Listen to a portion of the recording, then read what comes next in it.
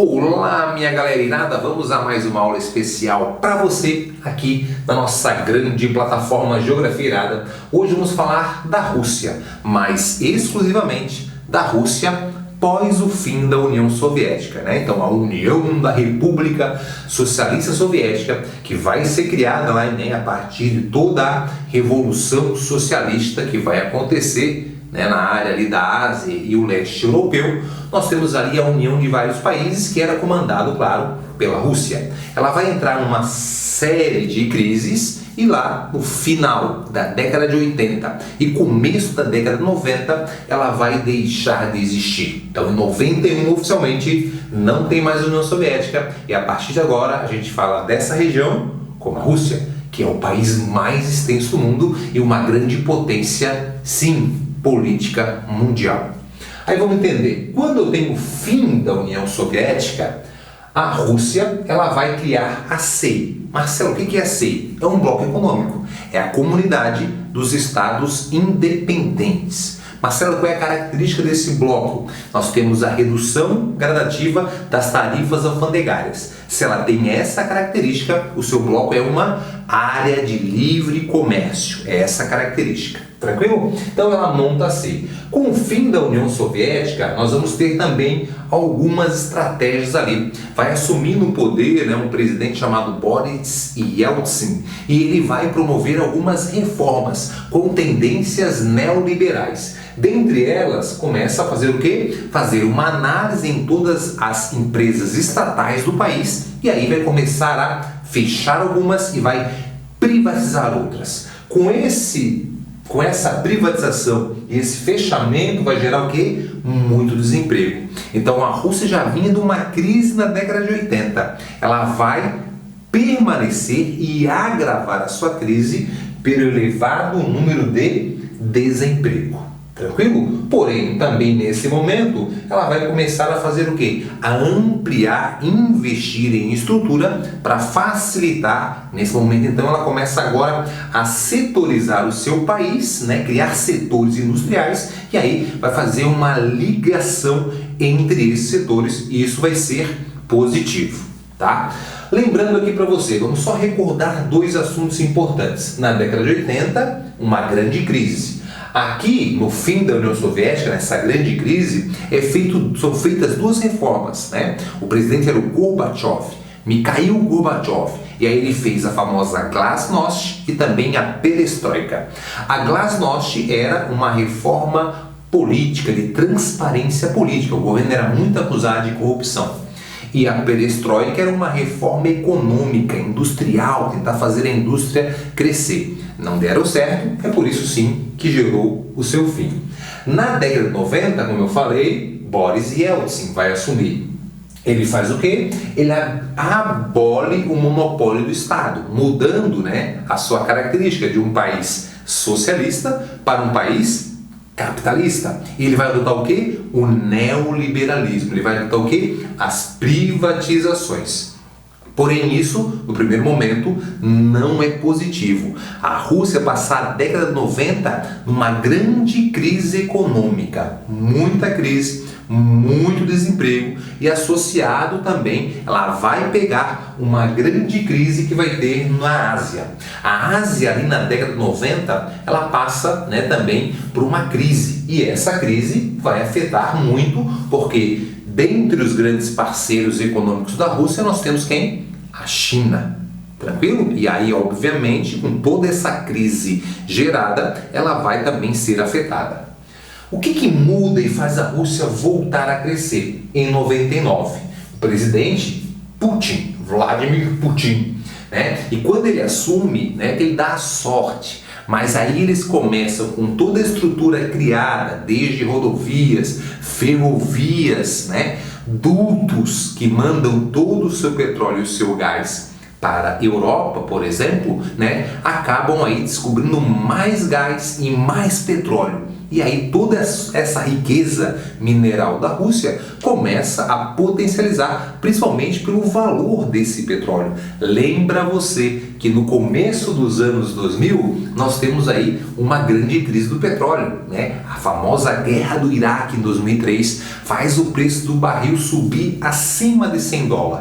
E todos os países que vendiam muito petróleo começaram a ganhar muito dinheiro. E a Rússia não foi diferente, ela começa a ganhar recursos. Putin ganha uma fama política, né, muito grande, ele tem um grande poder, né, mediante aos políticos, a todo o parlamento russo, e aí ele consegue governar, ele tem uma governabilidade e consegue aprovar aí várias medidas que fizeram que o país conseguisse retomar o crescimento. Ele é reeleito, tá? Ele tem tanto poder que depois, no seu segundo mandato, ele não vai poder mais se reeleger, mas ele faz a campanha para o seu vice, que é eleito, e ele nomeia o Putin como primeiro-ministro, tranquilo? Então, para te ver o poder que ele tem nesse... Agora, recentemente ainda, então vamos ver lá, ó, 2004, ele se candidatou e agora é novamente o presidente. É inegável que a partir do momento que ele assumiu, né, nós temos aí um grande crescimento econômico na Rússia. A Rússia, se pegar aí dos anos 2000 para frente, ela teve um crescimento logo quando ele assume lá de 5%, chegou a ter um crescimento de 8%, obviamente que recentemente esse crescimento diminuiu devido a vários fatores internacionais e no caso da Rússia, principalmente a redução do preço do barril do petróleo. 80% das exportações da Rússia estão ligadas ao quê? A petróleo e gás. 60%, bota aí 50% do PIB deles vem de petróleo e gás. E esse petróleo e esse gás, eles são muito comercializados. A Rússia hoje briga entre primeiro e segundo para quem mais vende petróleo. Grande exportador. Ela briga com a Arábia Saudita. Quem é o maior exportador? Né? São os dois. Gás natural, ela é primeiro. E o gás vai através de dutos, de canos e também o petróleo, chegando facilmente, tendo assim um domínio importante, né? E um grande valor agregado na formação do seu PIB. Outro detalhe importante, ela tem as florestas de taiga. Então ela tem muito papel e celulose. Rússia e Canadá, os grandes exportadores de papel e celulose.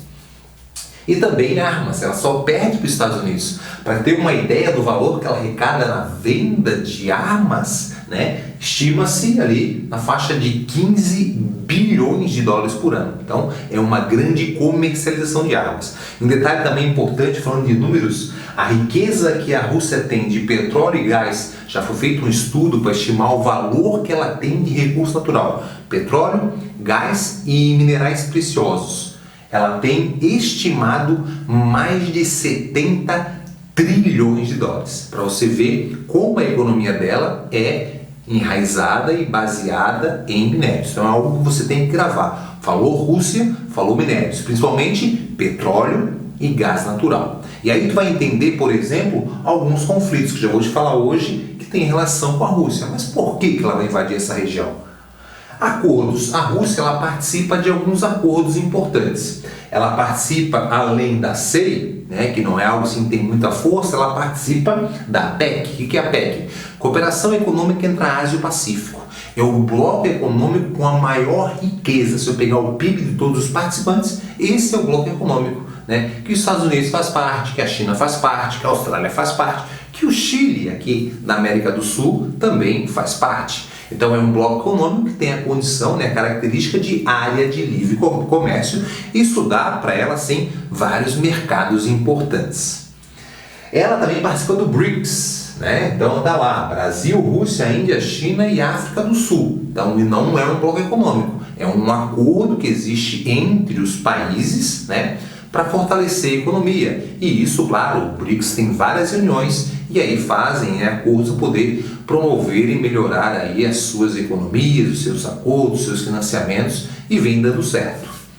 Ela também é um país politicamente muito forte, ela faz parte do Conselho de Segurança da ONU. Esse Conselho de Segurança ele foi criado a partir ali da Segunda Guerra Mundial, quando foi criado a ONU e, claro, quando foi criada uma comissão com alguns países que vão se reunir para tentar evitar, amenizar uma nova guerra, um novo conflito pelo mundo. E o G8? G8 ela não faz mais parte, voltou a ser G7. Então, tu lembra que são os países mais industrializados, assim é o nome, hoje fala-se dos países mais desenvolvidos economicamente. Então, é um grupo que pertence Canadá e Estados Unidos da América. E nós temos da Europa 4, Alemanha, França, Reino Unido e Itália. E da Ásia, o Japão, fechando assim os 7 países. E na década de 90, no final da década de 90, em 98, a Rússia foi convidada, se tornou o G8. Mas depois lá, em 2014, quando teve invasão por parte do russo na região da Crimeia, isso acaba gerando aí grande turbulência, grande conflito, e aí os Estados Unidos e os países, alguns países europeus falaram, que isso é algo indevido e como retaliação acabaram afastando a Rússia do G8, que agora o G8 voltou a ser G7. Detalhes importantes aqui na economia. Para quem mais que eles vendem? Os 3 principais comércios da Rússia, a gente tem aí de exportação a Holanda, Países Baixos. Nós temos uma grande relação de exportação com a China também, tá? É uma outra grande relação que ela vai ter, e também com outros países da Europa ali, com a Alemanha também ela tem uma boa relação. Na compra, ela compra de vários países. O que ela mais compra, Marcelo? Ela compra muito alimento.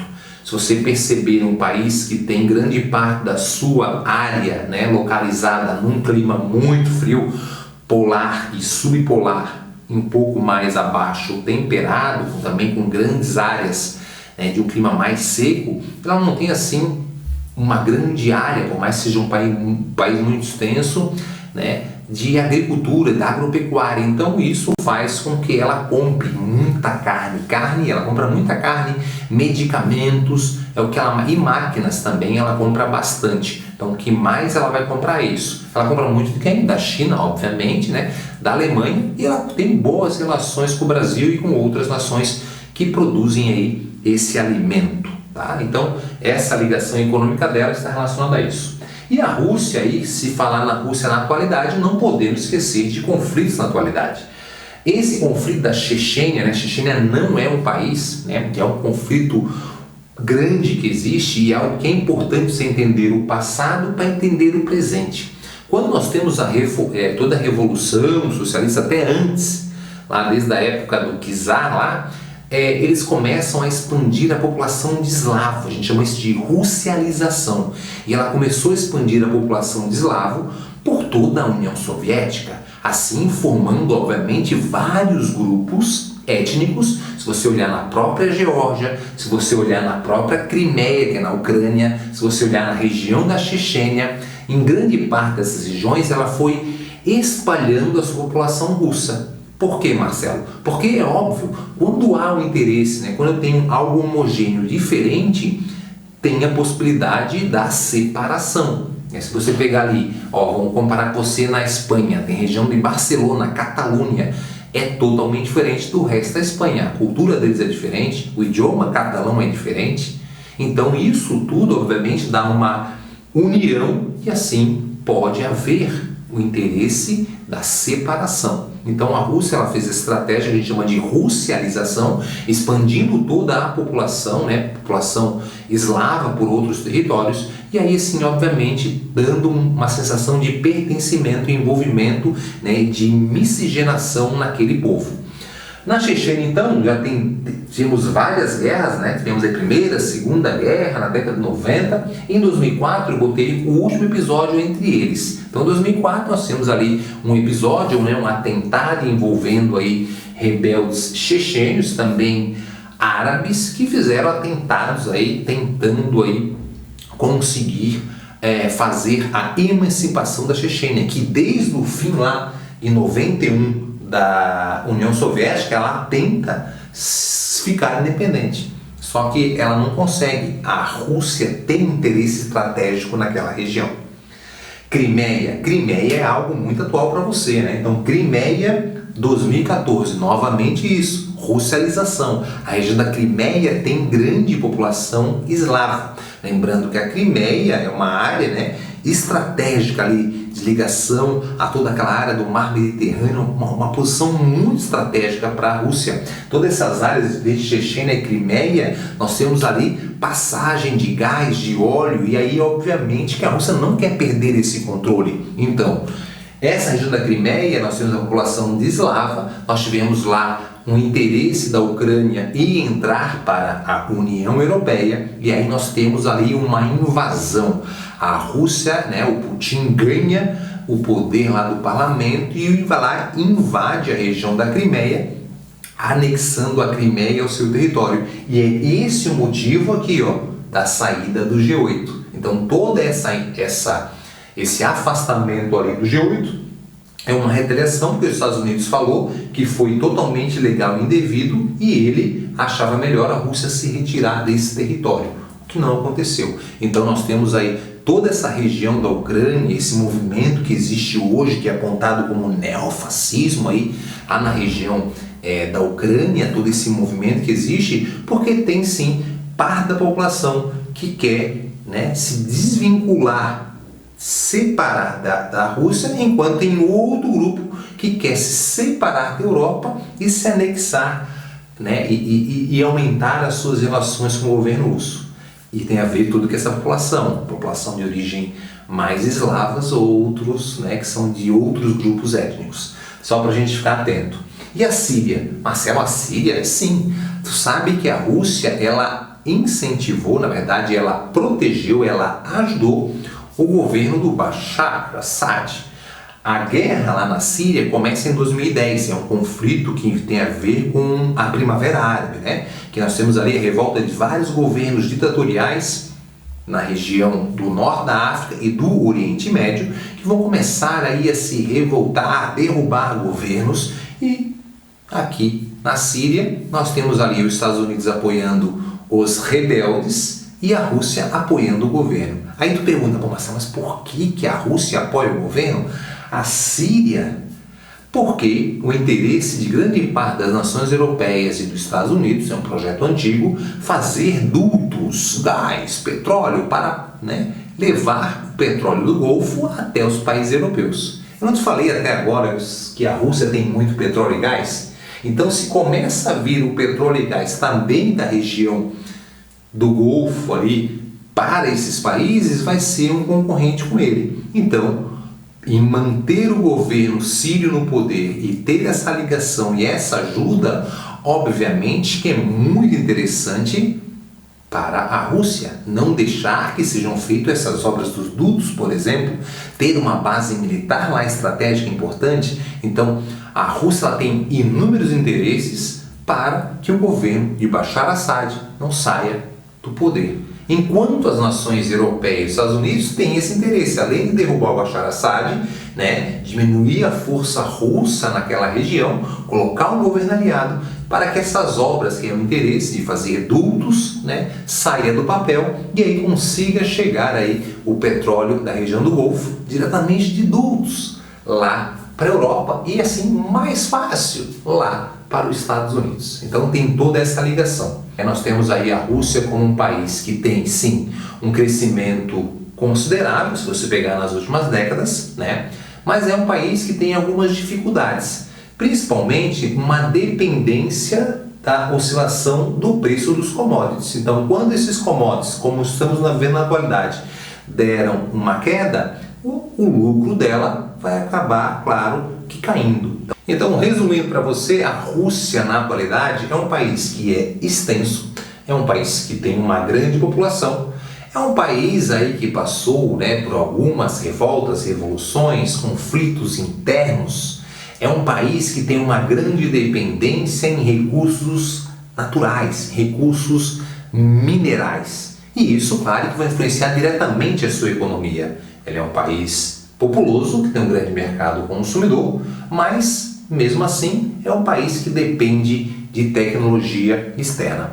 Se eu falo tecnologia militar, não, né? A Rússia é um país aí que tem muita tecnologia militar, tecnologia de armamento, aviões produz, né? Armas, ela é muito forte nisso. Só que certamente nesses componentes eletrônicos mais modernos, ela ainda tem assim uma certa dependência, principalmente hoje, do grande parceiro dela na compra é no mercado chinês. É um país que vem crescendo bastante nas últimas décadas, mas que depende do valor dos commodities, assim como o Brasil. O Brasil é um país com uma grande população, com uma grande extensão, com uma grande riqueza, mas sofre na mão dos commodities. A Rússia, petróleo e gás. Brasil, ferro, manganês, soja, né? São esses aí que acabam travando um pouco o nosso crescimento econômico. Se não produzir mais tecnologia, né? Se nós ficarmos ainda nessa produção de commodities, de vender a matéria-prima, nós ficamos reféns do comércio cada vez mais mundial pela lei da oferta e lei da procura. Eu espero que você tenha entendido e vejo você na nossa próxima aula.